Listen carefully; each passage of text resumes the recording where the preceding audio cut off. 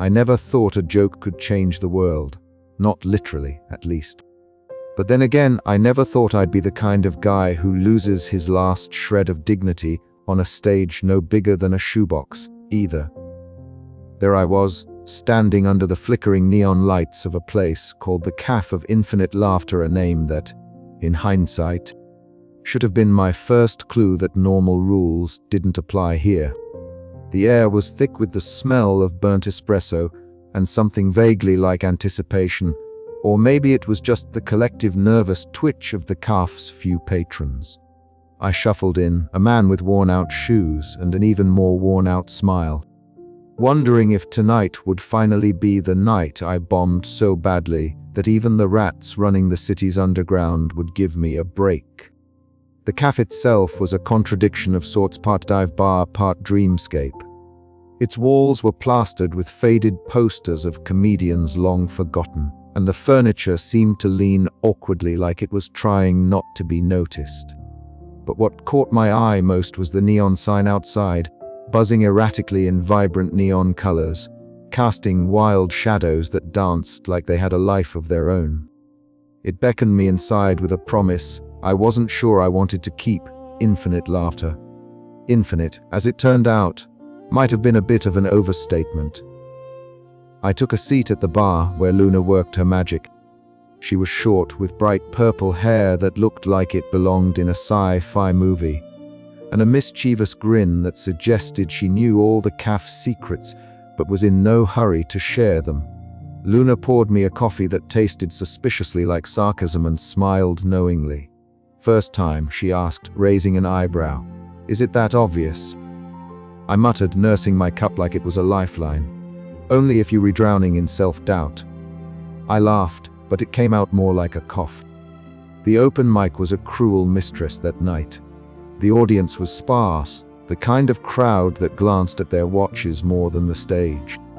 I stumbled through my set, watching my jokes land with the grace of a lead balloon. Then came my final quip, dripping with sarcasm and bitter humor. "Well, if laughter is the best medicine, I guess I'm the cure nobody asked for." For a moment, nothing happened. Then the room seemed to shudder, the walls pulsing with energy.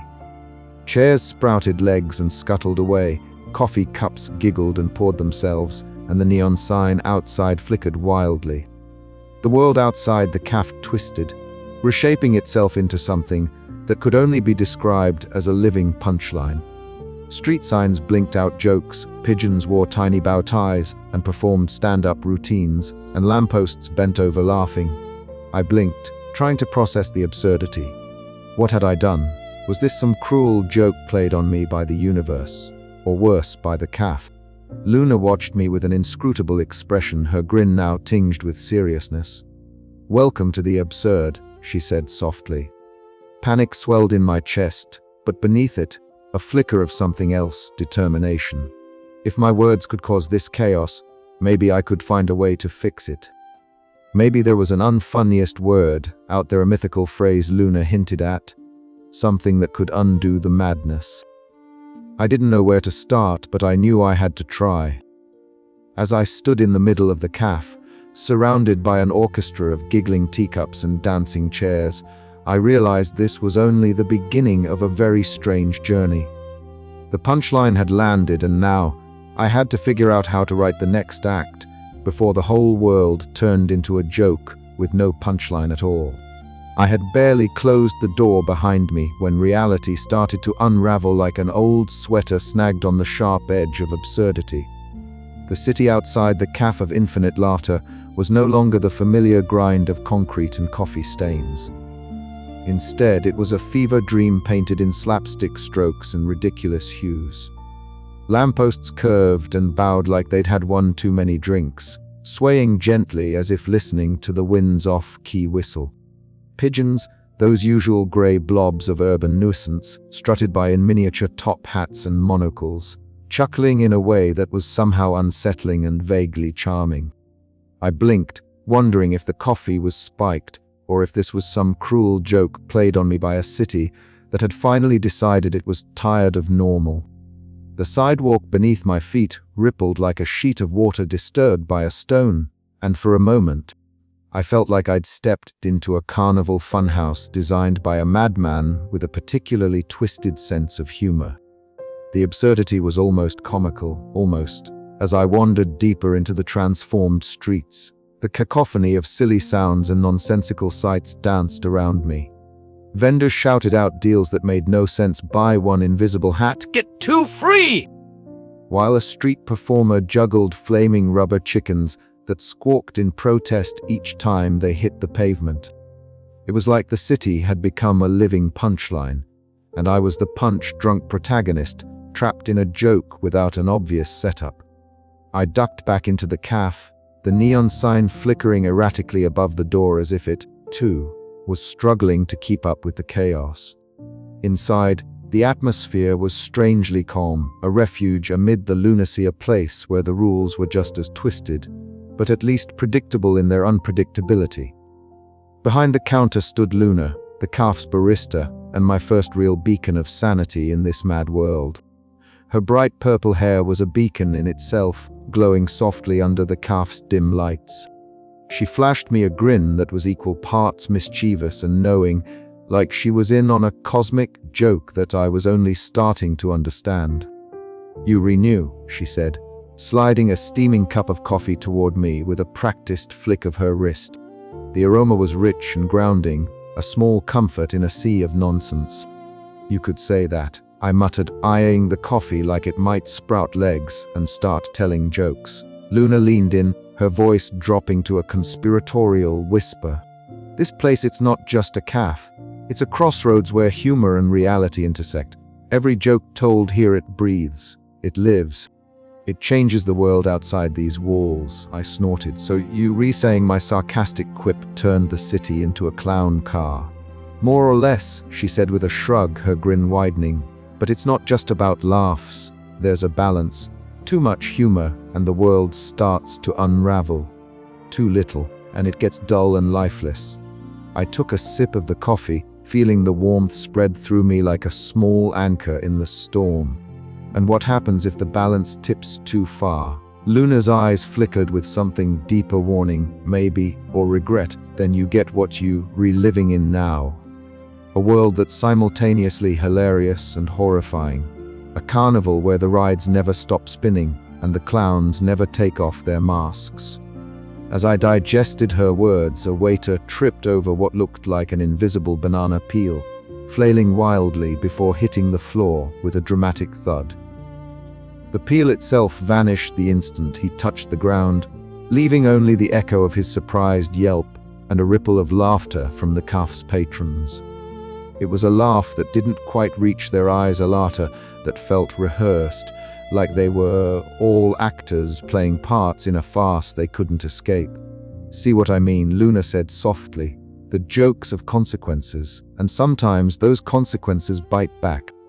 I glanced out the window just in time to see a parade of mime artists performing elaborate routines with invisible props that somehow altered reality. One mimed pulling a rope that caused a street lamp to sway dangerously. Another pushed an invisible box that suddenly appeared, trapping a bemused pedestrian inside. The cafe's jukebox started playing a tune that shifted unpredictably between genres, one moment a jaunty swing, the next a somber blues, then an absurd polka. The music seemed to echo the chaotic tone of the city outside, a soundtrack to the madness I was now a part of. Luna watched me closely. "You're going to have to learn to live here, Max. And more importantly, you're going to have to learn how to control it." "Control?" I laughed, but it came out more as a nervous cough. "I can barely control my own punchlines." Her grin softened. "That's why you're here. The CAF chose you. Or maybe it's the other way around." I swallowed hard, realizing that my sarcastic quip was no longer just a joke. It was a spell, a catalyst that had rewritten the rules of the world.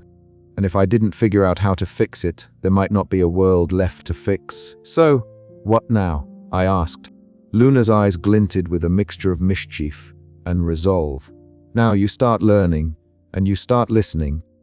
Because in a place like this, the punchlines might just save your life or end it." And with that, the cafe's door chimed as another customer entered, the bell sounding like a sarcastic welcome to the absurd. I took a deep breath, bracing myself for whatever ridiculousness lay ahead. Because if the world was going to be a joke, I was going to be its punchline. Or maybe I hoped I'd be the one who finally got the last laugh. But for now, all I could do was sip my coffee and try not to laugh too hard at the chaos outside. I had always thought that meeting someone who'd been trapped in the cafe of infinite laughter's endless loop would be a bit like running into a fellow survivor on a desert island, someone who could swap stories, share tips, maybe even laugh at the absurdity of our mutual predicament. Instead, what I found was Gerald. Gerald, who looked like he'd been dragged through every bad joke in existence and left to stew in a vat of bitter disappointment. The cafe door creaked open with a reluctant groan, as though it, too, was wary of the madness it housed. Inside, the usual chaos was in full swing.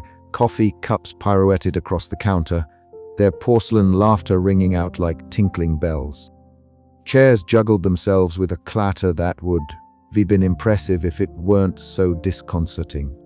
And somewhere, a croissant was mid-fall, apparently performing a slapstick routine worthy of a silent film star.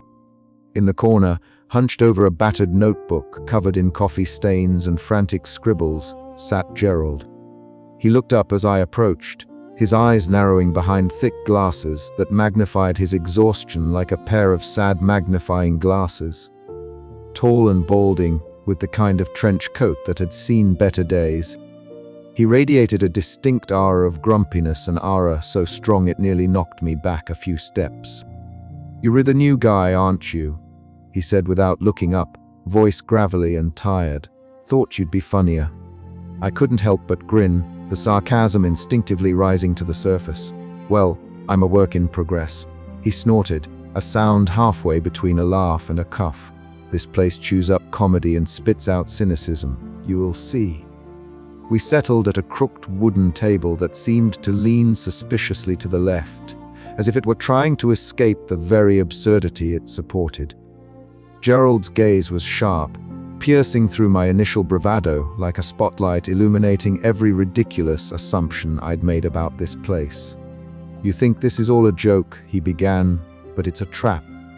The cafe's magic isn't just about jokes coming to life, it's about looping them, twisting them, and turning them into a never-ending carnival of chaos.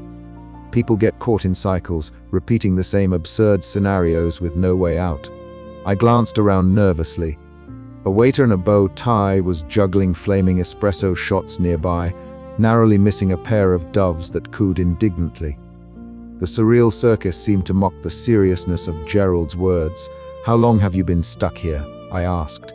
"Years, maybe decades," he said darkly. "I've tried everything: logic, humor, even despair.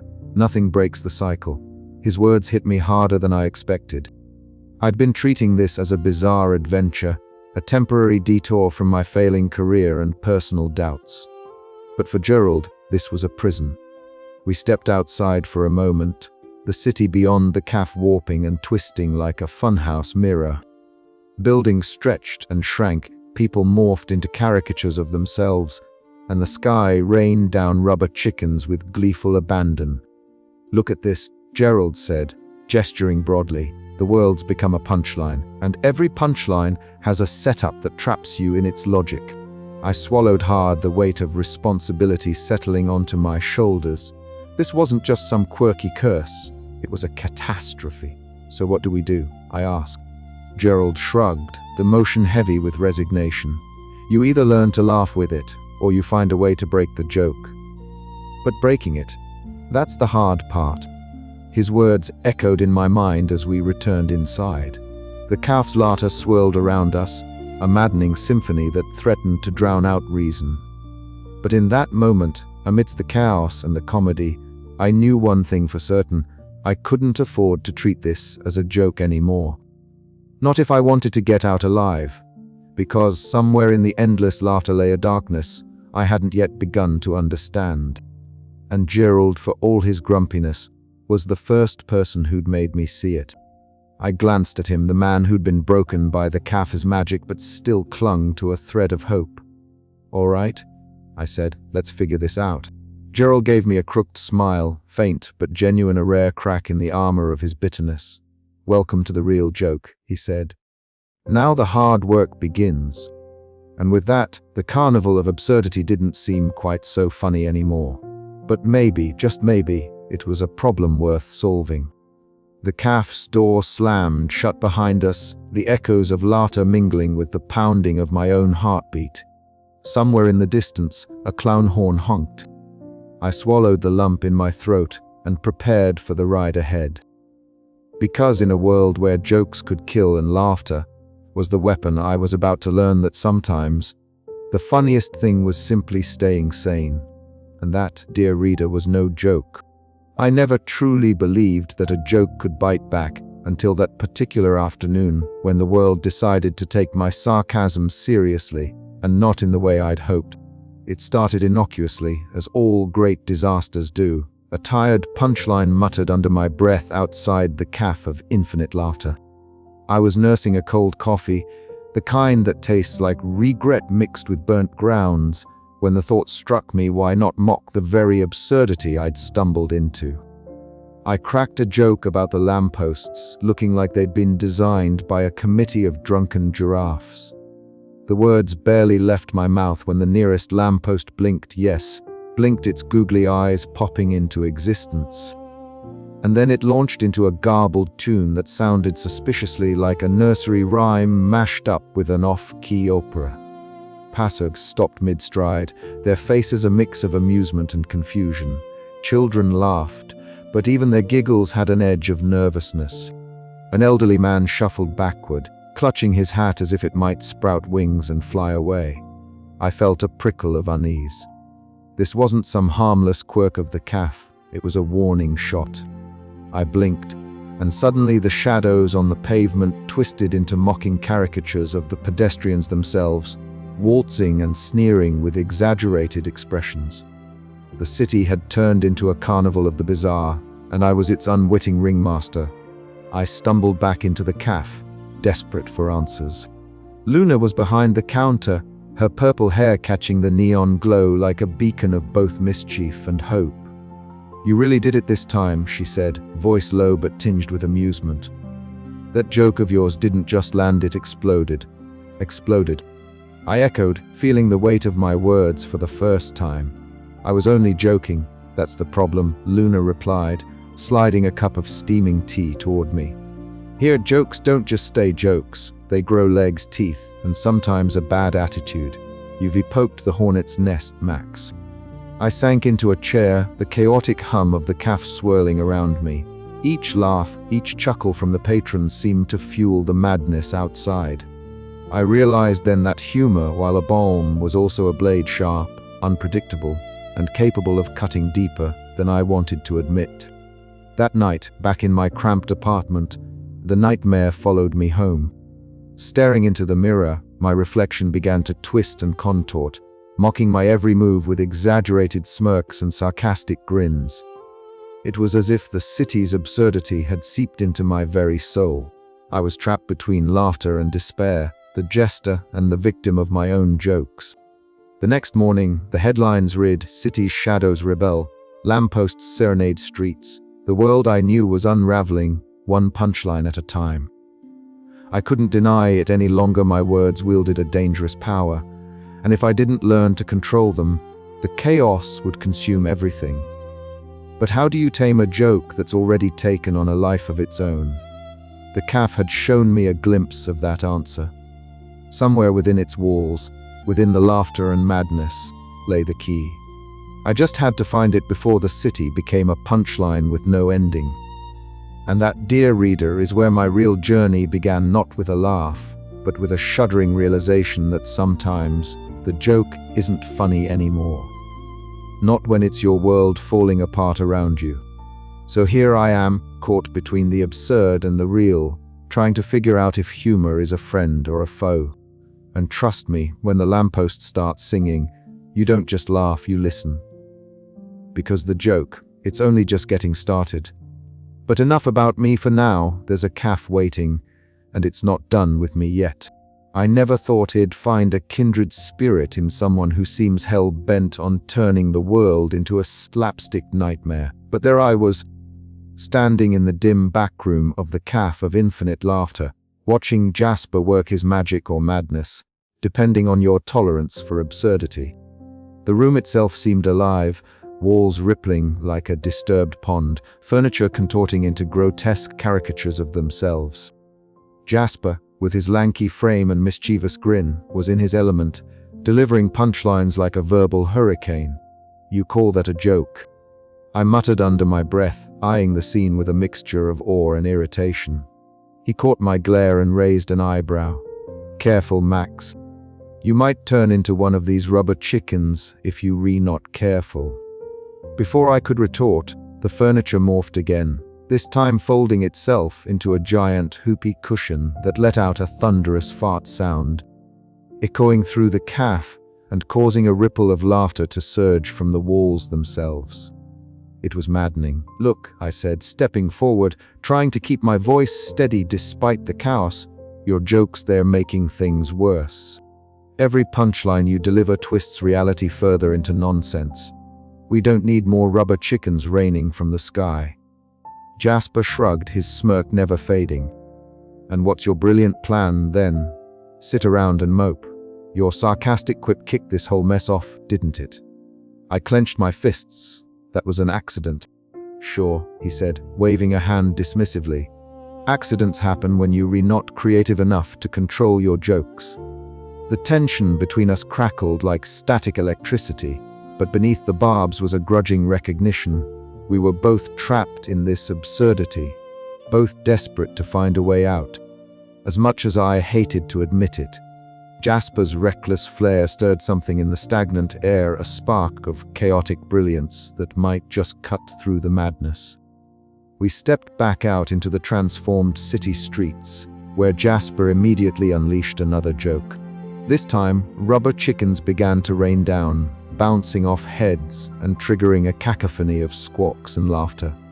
Passers-by danced beneath the feathery deluge, their faces lit with gleeful absurdity even as their logic crumbled. "See what I mean?" I groaned, dodging a particularly plump chicken. "This cow's isn't getting any better." "Or maybe it's just getting interesting," Jasper countered, ducking under a flying gag gift. Our banter was cut short as the cafe's shifting magic rippled around us, neon signs flickering and shadows stretching unnaturally. We retreated to a quieter corner, the cafe's corridors twisting like a labyrinth of mirrors, reflecting our own conflicting personalities. "We need a plan," I said, voice low but urgent. "This isn't just about jokes anymore. The whole world's unraveling." Jasper nodded reluctantly. "I'm guessing you want to find that unfunniest word everyone's whispering about." "Exactly. But we'll need to combine our wits if we're going to track it down." He smirked, extending a hand. "Partners." I hesitated, then shook it. The grip was firm, the alliance tentative but necessary. As our hands parted, a distant laugh echoed through the cafe, a haunting reminder that the trickster was watching, waiting. "Partners," I repeated, feeling the weight of the moment. "Let's find that word before this joke kills us all." And so, amidst the swirling chaos of rubber chickens, shifting walls, and relentless laughter, two rivals became allies. It was a start. But in the Cafe of Infinite Laughter, beginnings were often as unpredictable as the punchlines that shaped our reality. Little did I know, our partnership would be tested in ways neither of us could imagine. As the cafe's magic pushed us to the brink of sanity and forced us to confront not just the power of humor, but the darkness lurking beneath every laugh. The game was on, and the stakes had never been higher. If the joke was on us, then it was time to rewrite the punchline. I tightened my grip on the frayed notebook in my pocket, the pages filled with scribbled jokes and half-formed ideas. It was all I had left, and maybe, just maybe, it was enough. Jasper cracked his knuckles and smiled, ready to make some magic. I nodded, feeling a flicker of hope amid the madness. "Let's do it." The cafe seemed to pulse with anticipation, the air thick with possibility. Somewhere out there, the unfunniest word awaited, a silent promise to end the chaos and restore the world's fractured sense of humor. But until then, the laughter would go on relentless, unyielding, and infinitely unpredictable. And so would we.